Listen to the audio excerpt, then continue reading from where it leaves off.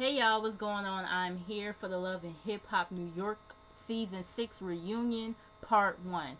I know I'm kind of late, but I went out for my friend Bria's birthday last night. She turned 21.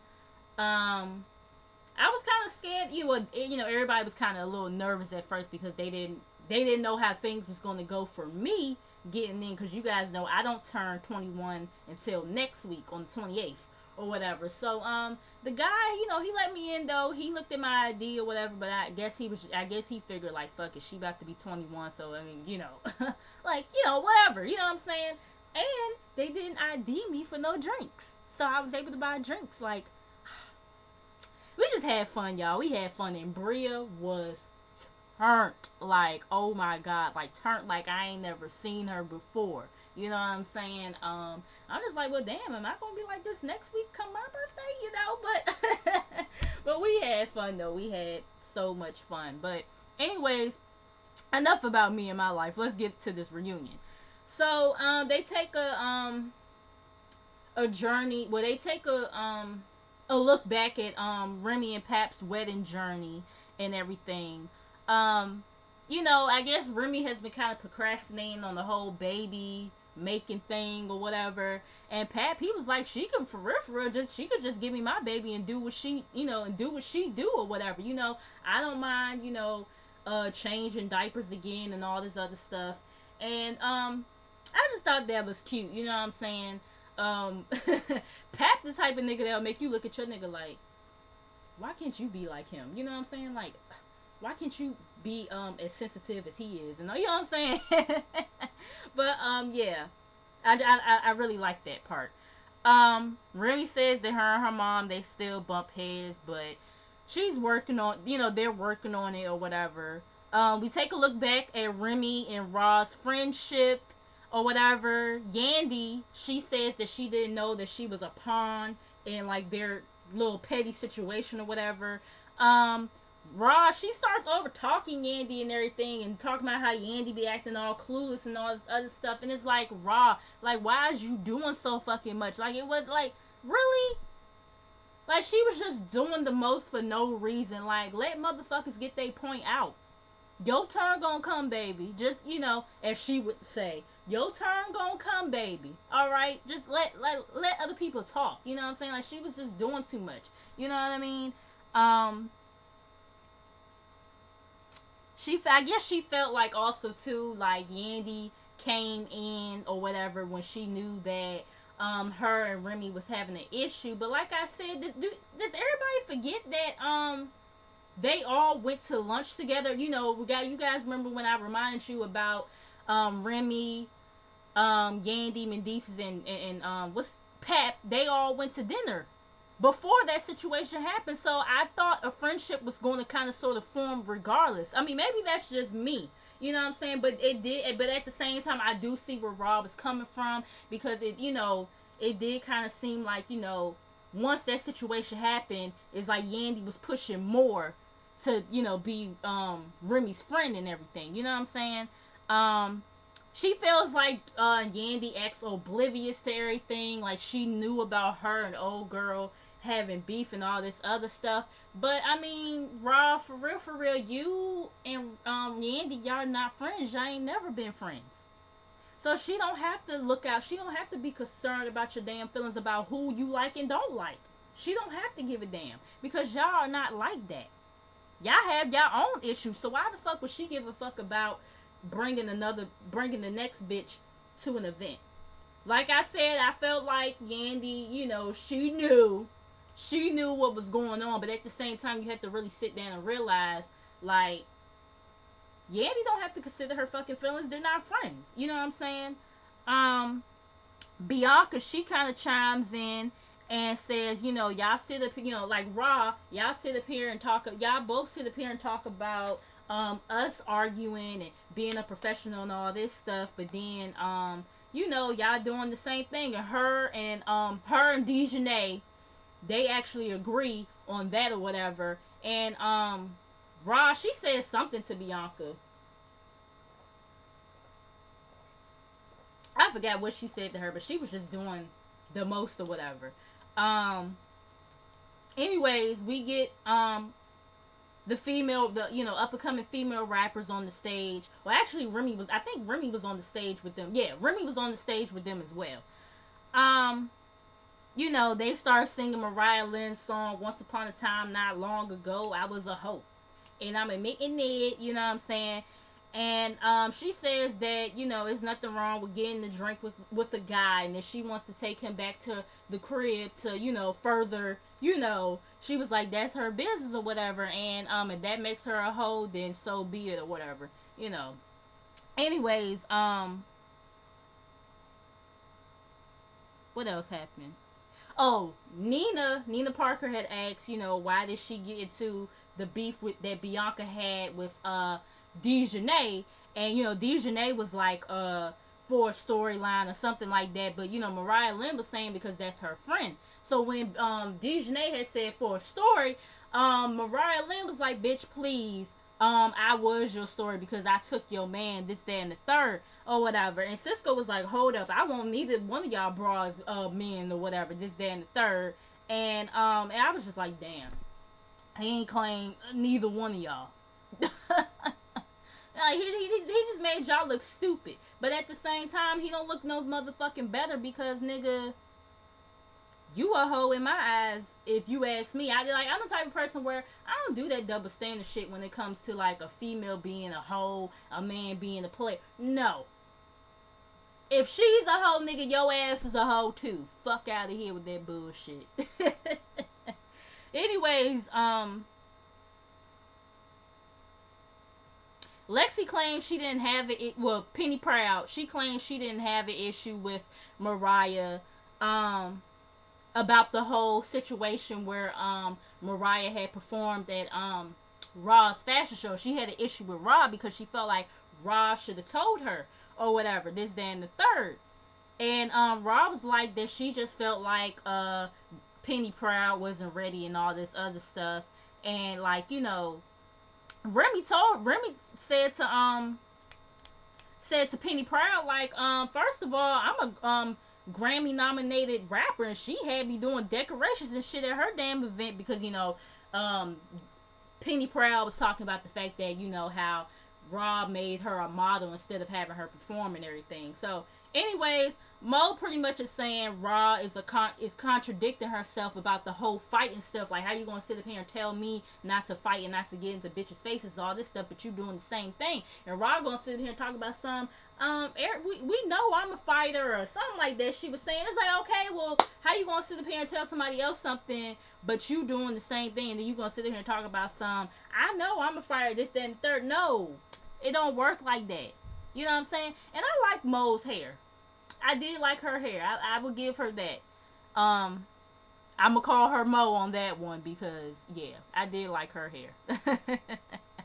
But I will be going back to calling her Dejanay probably in a few minutes though. But anyways, what else happened? Oh yeah. Mo says that she felt like Bianca did deserve to win the Gwyneth Fest, even though Remy was her friend, and she did kind of feel like it was favoritism going on. And somebody in the audience yelled that it was favoritism as to why Bianca had won. And Remy was like, you know what I'm saying? Well, if you feel like it was favoritism, then just make sure you're the favorite. That's all that is. And I was like, okay,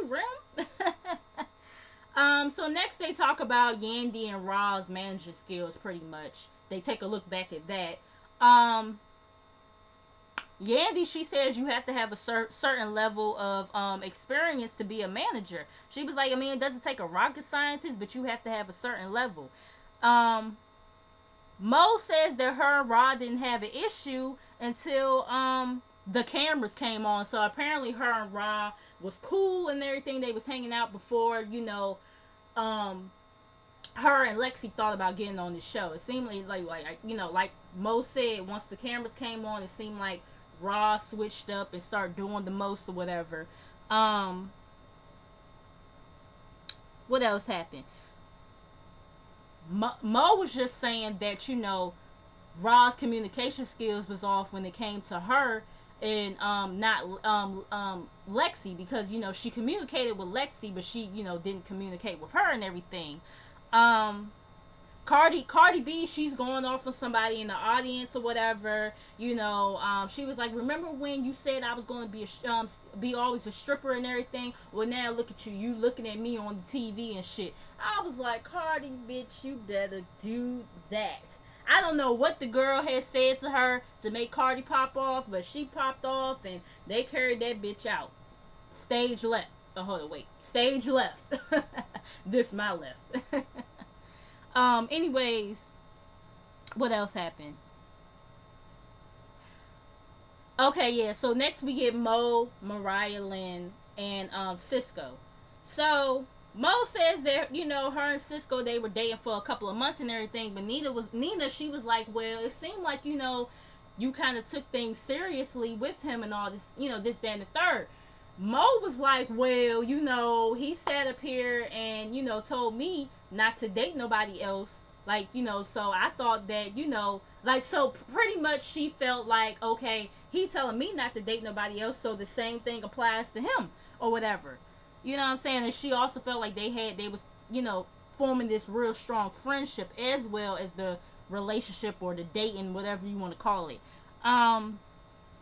Cisco claims that he felt like he was clear with Mo or whatever, this, that, and the third. And that's when Mo sat up here and told him, like, I know you have Alzheimer's or whatever, but don't sit up here and act like as if you didn't cook for me in your kitchen and that you didn't tell me not to date other people. And he was like, well, I don't remember that or whatever. Cardi, she calls out BBOD and calls them pussy for picking on Mariah Lynn. And, Penny Proud, I'm going back to calling them by their character names that I called them. Penny Proud, she sits up here and says that she's not going to get out her character for Cardi or whatever. I mean, Cardi was going the fuck in on them, and I was here for it. You know what I'm saying? And, Cardi was like, they always picking on her because, she's small or whatever, this, that, and the third, and everything. And so Mariah was like, y'all was always trying to pick on me because of my weight, this, that, and the third. Like, she was like, that one scene where you sat up here and say, oh, she nothing but 5 pounds, I could dust her. Mariah was like, well, dust me then, bitch. I said, see, Mariah, I'm telling y'all, Mariah, she got a lot of heart. She got a lot of heart, and she ain't gonna back down from nobody. So, but it was kind of funny though. The minute that she said that, that's when Penny Proud and Dejanay want to pop off and get up out their goddamn seat. But Cardi was going the fuck in on y'all asses, and y'all just sat there telling them, I'm not gonna get out my character for you, this, that, and that. Yeah, because Cardi will give you the fucking business. Bum ass hoes. Now I gotta go in on them. Shit. You know what I'm saying? So, they going in or whatever. They trying to get at each other. Cardi, she does throw a shoe and everything.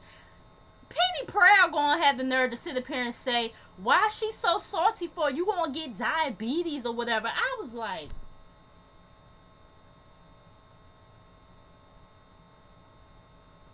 did this bitch say diabetes? I could have sworn, like, maybe she meant to say high blood pressure. I don't know. Like, you know what I mean? Like, I was just like, girl, you not even making any sense right now. Like, if you gonna sit up here and try to read somebody, make sure you come correct and know what the fuck you talking about before you make yourself look stupid on national TV. I know the internet, I haven't seen no memes yet, but I'm pretty sure that there's some out there. You know what I'm saying? So they take Dejanay and Penny Proud backstage. Whatever. Okay, we get Mariah Lynn, Rich, and Cisco. That whole storyline.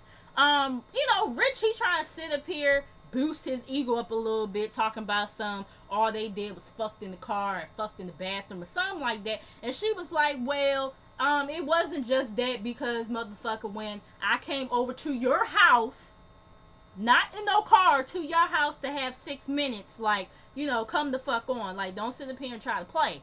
You know what I'm saying? And she says that she was pregnant by him at one point in time. He says allegedly. I'm just like, damn. He don't even want to claim that.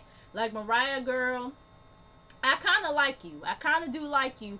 But it's kind of like, I mean, you kind of annoy me a little bit. You kind of annoy me a lot.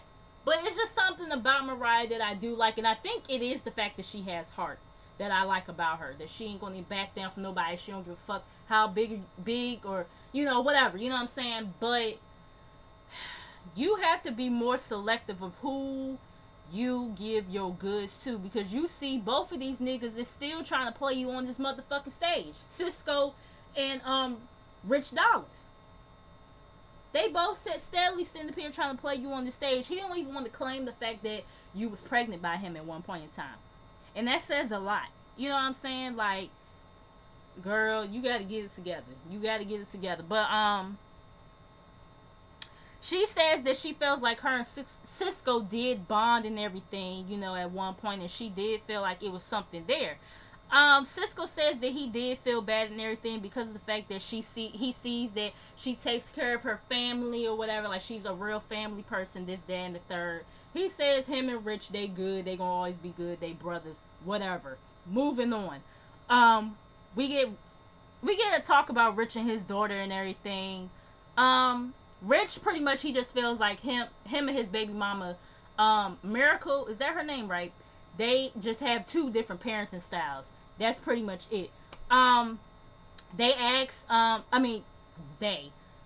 Nina Parker asked, the guys on the stage, like, do you feel like that the karma is going to come back on your daughter? Like, the shit that you put females through, is it going to come back on your daughters, being that you all have daughters and everything? Peter, he was like, I feel like it already came back on me because my daughter went through a situation with the dude where she got her heart broken or whatever. And, he was like,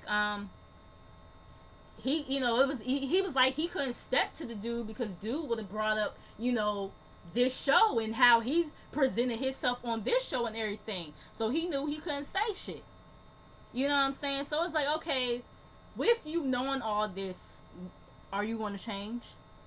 When are you going to change? Like, why do you keep on doing the shit that you do? Knowing the fact that, okay, you seen your, like you finally synced it from a different angle, from your daughter's angle, seeing her go through that shit. Why do you continue to do the shit that you do to females? Why? But like I said, Peter is an old ass motherfucker. Peter Dirty Feet Guns is an old ass nigga. He set it his ways. It's a chance out of hell that he might change. A real chance, like a 1% chance that he's going to change at this point. You know what I'm saying? Like I said, if he was in his early 20s or something, it would be hope for him that he might could change. But being that he's pushing 50 fucking years old, Dirty Feet Guns ain't going to change. Like, I mean, fuck. It is really sad. Especially because of the fact that he seen his daughter go through this. You know what I'm saying? But anyways, we get Peter, Amina, and Tara. Tara feels like she's not the side chick or whatever because she spent 13 years with Peter. Okay, but didn't you start off as a side chick? Did you or did you not start off as a side chick, Tara? And then you find yourself in the position yet again once you find out him and Amina is married. You still find yourself right back into the side chick position. So fuck out of here with that fuck shit. It makes no goddamn sense. What else happened? Amina feels like Tara acts like she's better than her, this, that, and the third, and which Tara does, and she's no better than Amina. No better. You know what I'm saying? Yandy is co-signing the Tara's bullshit or whatever. I was kind of disappointed in Yandy with that because it's like, I expected, like, usually Yandy is usually the one who's going to tell it like it is. But when she started co-signing, talking about something, well, Peter's the only thing she knew, she was with him for 13 years, and then for somebody to come take him away from her like that, this, that, and third, it's like, okay, but he's married now. And she's still doing the shit that she's doing and thinking the shit fucking cute. You know what I'm saying? Anyways, they talk about the tweet that Tara had made or whatever. About Amina's, citizenship, and that's the only reason why Peter married her, this, that, and the third. From my understanding, from, I think Amina even said it before. I don't know if she said it on one of the reunions or, but that's not true. Amina has been a citizen long before Dirty Feet Guns was even thought of. And if that was true, Tara, you dead ass wrong for that, because they both could get in trouble behind that shit. Like, are you just that evil and vindictive? You would stoop to any motherfucking level to just be grimy? And, you know, Amina, she was like, I didn't choose Peter. Peter chose me. He married me or whatever. So, you know, and Tara sat up here and said, if I wanted to be married, me and Peter would have been married. So Peter, that, you know, Amina had asked him something. She was like, well, oh yeah, something along the lines of, well, you know, you was with Tara for 13 years, so why didn't you, you know, you claim you loved her, why didn't you marry her? That's when Peter says he isn't the marrying type. You ain't the marrying type, but you married Amina though. But you ain't, and it's like, Tara, please, you know good goddamn well your ass wanted to be married. Otherwise, you wouldn't still be sitting up here trying to deal with him and still trying to make justifications for still fucking with him, knowing that he's married to somebody else. You would have put your big girl panties on and walked the fuck away. But no, you continue to stay in this fucked up situation and to continue to deal with him. So obviously, clearly, you did want to be married. And you felt real salty once he decided to marry somebody else that he only knew for like, what, a good year or two? When he was with you for 13 years. So cut the bullshit, for real. Anyways, Nina asked Tara, you know, how you didn't know you was pregnant or whatever, being that you've had kids before and everything. Tara, she sits up here and, you know, she's saying she took a plan B or whatever. The plan B didn't work. You know, Amina feels like Tara didn't get pregnant on purpose because obviously it takes two people, but she did feel like, as far as hiding it, yeah, Tara, you know, was, she did that on purpose. Tara, you know, she claims that Peter is the first person to know everything that's going on with her body. Bitch, what? Anyways, Amina admits that she would have kept the baby had she known about Tara being pregnant. But, you know, she was like, but the thing is, though, she ain't the last one to have his baby because I'm pregnant now. She stands up or whatever. And, Tara's, did y'all see Tara's face? She looked real motherfucking salty about that shit. How you gonna be mad? That's his wife. But, I mean, we're gonna get more into that, next week or whatever. Well, y'all know, you know, next Monday, like I said, that's my birthday. So, so that review is gonna come on that Tuesday or whatever, just like this review. But anyways, make sure you guys like, comment, and subscribe. Make sure you guys come back, share this video, and I will see you guys in the next review.